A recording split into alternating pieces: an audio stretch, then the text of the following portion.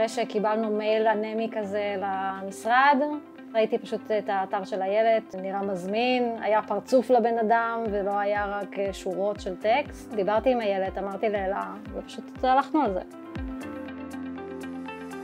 קצת התייעצתי עם חברים שלי ניגשו לקורס הקודם, חברה שלי הכי טובה מהלימודים עברה על הפעם הראשונה, אז ככה בשיתוף עם יפעת והייעוץ של חברה שלי החלטנו שהקורס של הילד זה הקורס הכי נכון. אני יכולה להגיד מנקודת מבט אישית שלי שהגעתי לקורס קלולס לגמרי. המסגרת הזו, עם כל מה שזה אומר, עם איזה ספרים לקנות, אם יש תקנות חדשות, אתה פתאום מתחיל למצוא איזשהו סדר בכל הדבר הגדול הזה.